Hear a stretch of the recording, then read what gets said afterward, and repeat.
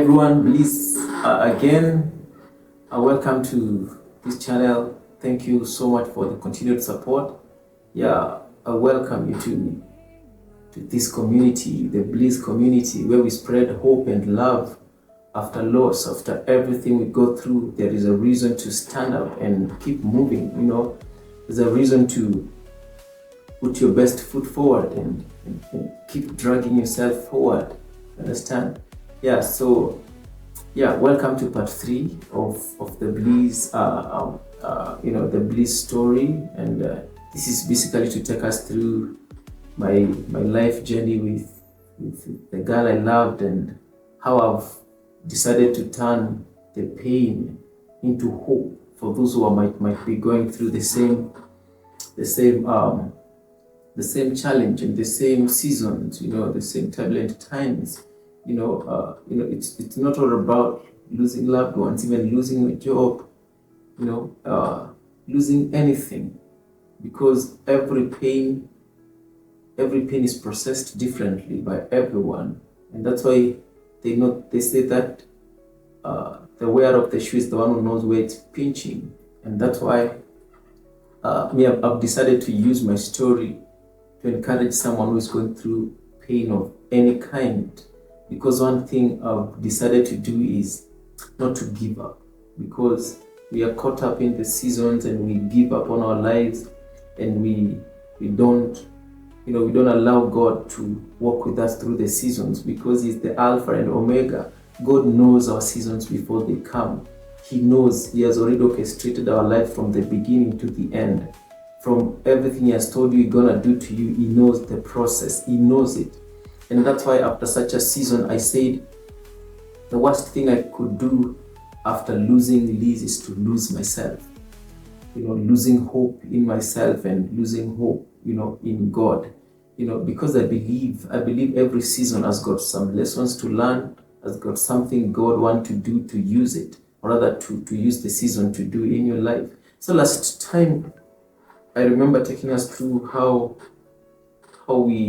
I approached Liz, and she asked me to give her some time to sleep through my request for her to, for us to start something, and of course I told her to take the time she needed, and what happened is that from there now, of course I grew impatient, because maybe I wanted an answer almost immediately. Maybe I thought the time she wanted was a week or two. But so the second week of my waiting, that is mostly the beginning of August 2019. 2019. That's when I like this. The time she needed me, I thought maybe 2 weeks was enough for her to give me an answer. It's maybe a yes or a no, or let's get to maybe continue knowing each other from a friend zone perspective. And it happened that Wairimu was selected by the organization she was working for to represent the organization in China. I think a leadership summit. She was like handpicked, and this handpicking was a materialization, rather was a manifestation of a prophetic word she had been given by her friend back in church. There is this friend of hers who just approached her someday when we were still friends, and told her God will open international doors for you, and you'll be favored from many for an opportunity which you really do not qualify for, because there are more qualified people in your organization who deserve to go, but God will unpick you. And so Wairimu gets the opportunity, and she should be traveling early August the first week of August 2019. So I was like, I requested her, is it possible for you to give me an answer before you travel? And she told me, Brian, I requested you to give me time to think about it. And if I happen to give you an answer before I travel, then it's fine. But if I do not have the answer before I travel, then you just need to give me some time and wait. Yeah, and of course I had to slow down, and because her request was do not rush the syllabus and yeah, I gave her the time, and time came for her to travel, and I did not like ask her, are you still giving me the answer? Because that could have turned to be nagging her for an answer and pushing things, and it could have even made her to be suspicious of me. Why is he pushing me to give him an answer on all these things? So Liz traveled, and the day she was traveling was the day I was reporting in a new organization after resigning due to lack of payments. You know, the employer was not paying us, so I resigned in another organization. So I got another job in a new organization. So they were paying me well, and so I said, well, this is a good job to take, and at least it will help me to service my debts and my loans which I had accrued when I was working for this other employer who did not pay me. So the day my late wife is traveling to China is the day I'm reporting, day one of my reporting. So I did not get an opportunity to see her off to the airport, and so I just allowed her to travel.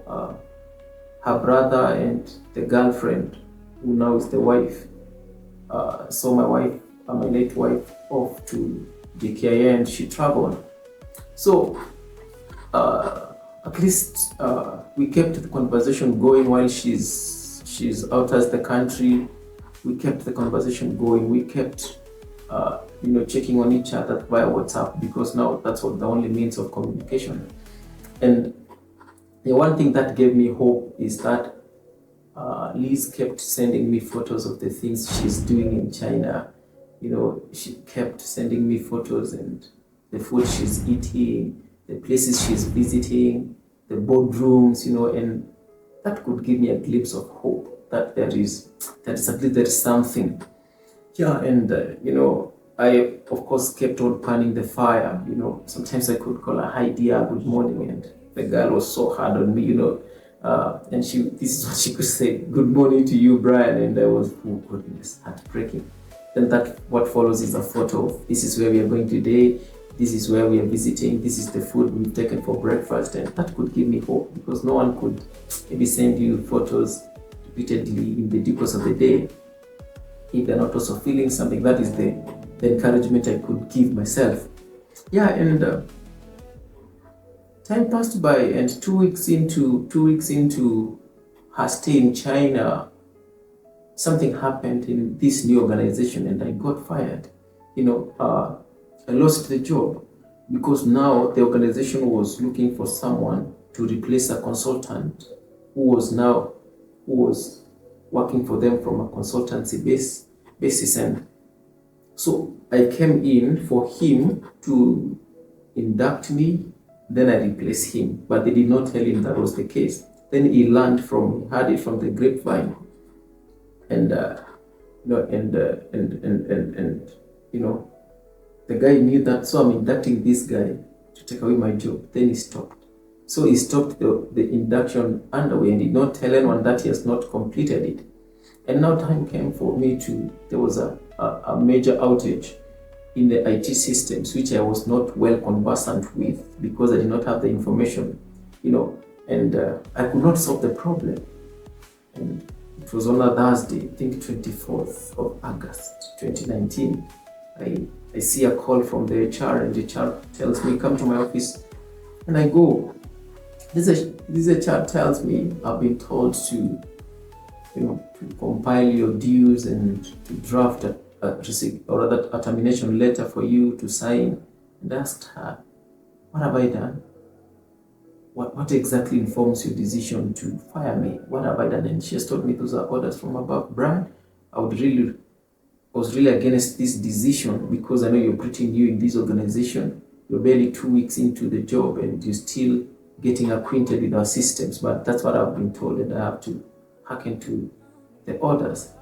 Yeah, so they gave me the money I'd worked for 2 weeks, which was one amounting to net of 34,000, and it was put in an envelope, and I was told today is your last working day, and I took of course he allowed me to stay until the close of business. Then I left.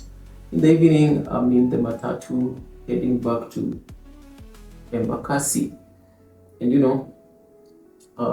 we are chatting with Wairimo because of the different time zones. When I'm going home in the evening, that's when I think maybe she was waking up. So she's chatting me, and we're just catching up, and I'm not telling her nothing because like I was this kind of a person then, that I was riding on the job to get to her. Like, I knew that now I have a job. If Liz gives me a chance. Remember in the other videos I told you that one of the reasons I could not approach Liz is because she was working and doing well. I was still struggling. So I said, at least I have a job. I can take Liz out for some dates, some dinner dates. I can at least treat her as my girlfriend. And so this is a job God. Now I'm back to square one, and I'm still waiting for an answer, for her to give me an answer on are we gonna date or not. And I got home, we were just chatting on WhatsApp, me telling her nothing. How are you doing? How was your day? All that. How was your night? All that. And got to a point whereby I got home, and now she asks a question. How was work? And how is work? How is your new environment? How are you coping? How are you acclimatizing to the new environment? And at that point I asked her a question. Are you really sure you want to know how my work was? And she told me, yeah, tell me, I want to know, just tell me. So I told her, check WhatsApp shortly. And I took a photo of the termination letter, and I sent her on WhatsApp. The girl broke down in tears, and I was worried. Okay, why are you crying? I'm the one who has been fired, not you. Why are you crying? And she told me, last night when I was praying for you in a dream, it was like a trance, it was like a vision. I saw you being fired, and I saw people laughing at you. People, both close, even friends. I saw them laughing when you told them that you've been fired, and she was crying, and she was telling me, I did not know. When I was asking you how job was, I was just wishing you could confirm, or rather you could prove me wrong, that my dream was not true, because the girl was a dreamer. And I told her, yeah, I've lost the job for things I've not done. And she told me God will bring another job. And she prayed for me over phone. She encouraged me, and I went back to the house because I had stepped out to speak to her. And, because at that time I was living with a friend. So I lost the job, and I'm here waiting for Wairimo to come and give me an answer. But I said, if this girl is mine, regardless of the fact whether I have a job or not, we will end up getting married, or we will begin to date. She will come back from China and she will give me an answer. We will date and get married. And if she's not mine, at least I've tried. In my previous video, I said I was afraid of. I said I better lose her after approaching her than sitting back and assume that she will not give me an opportunity. Then I end up losing her to another man in church. And so time flew, and one thing Liz kept doing was sending me photos of the things she was doing, photos of the places she was visiting, like the China Great Wall or something. Like, she could send me photos, and I could, at least those gave me hope that this girl knows I'm jobless. So she's not looking for a man with a television. She's looking for a man with a vision.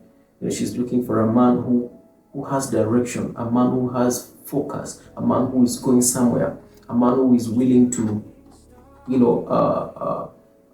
to just do all it takes, a man who is willing to, to get things done and apply for jobs again, and just keep trying. And that was Brian for you. So time came for my late wife to travel back to Kenya. And so, because the brother who already knew that I had approached Liz and I was waiting for an answer, I told her that I want us to prepare something to receive Wairimu back. And so one thing I did was to compile all the photos she had shared with me. Then I put them together in like a photo, is it called photo college or something? Where you put photos together in the background music, and the photos are just,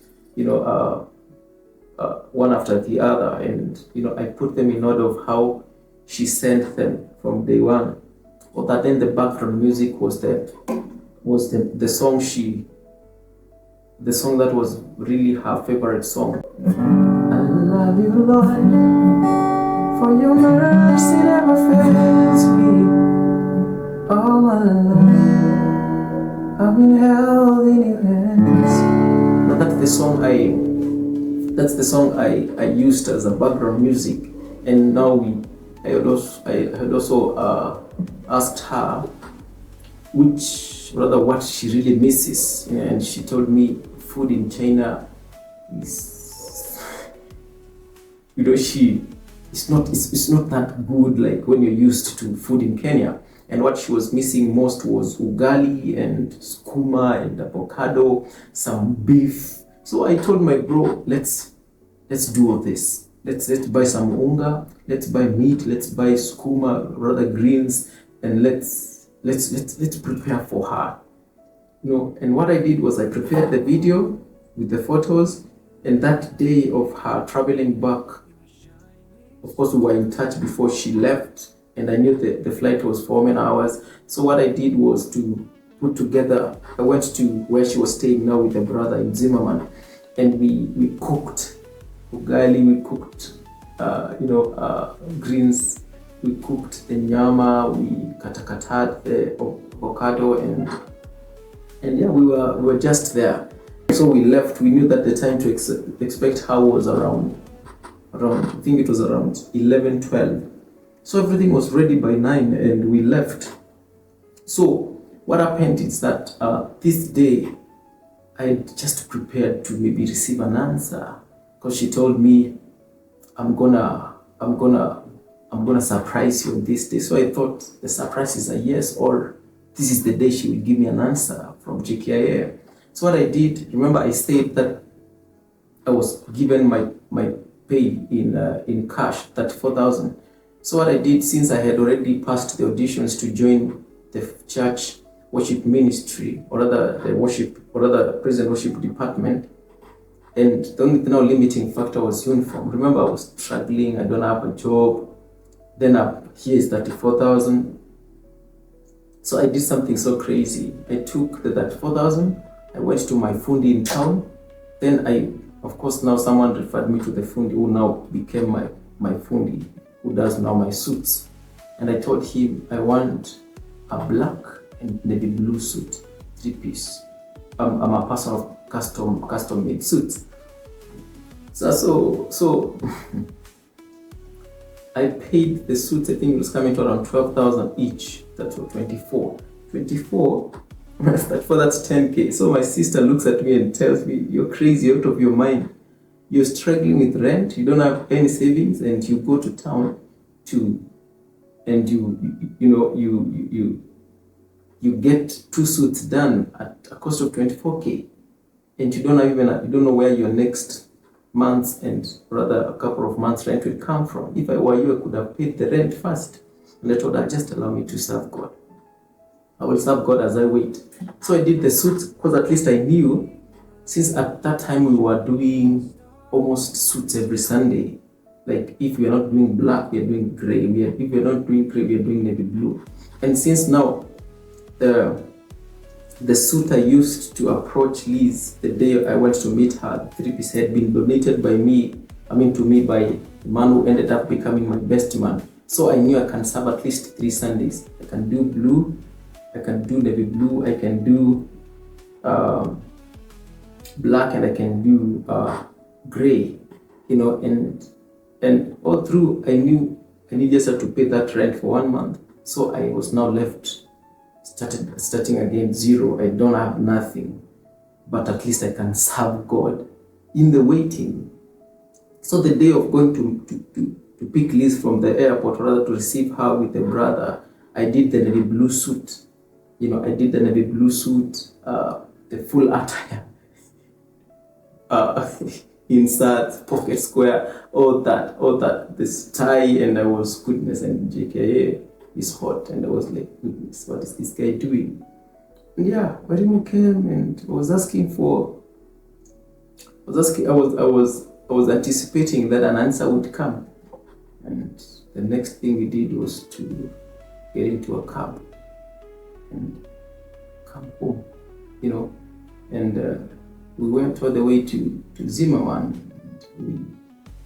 We surprised her, of course, with the songs and the videos and the photos and the food. We stayed there with the brother and the sister for some hours, and I left back to Embakasi, and that was day one of expecting an answer, and it did not come. But I did not lose hope, because we kept communicating. Yeah. So let me end it there for now, and the next video I will be doing is how we went for date after another, a walk after another, because we were fond of going for nature walks, in the gardens and all that.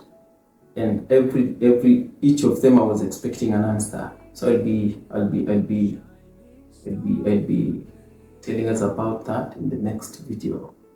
Thank you so much for watching. And this community keeps growing. See you in the next video. Thank you.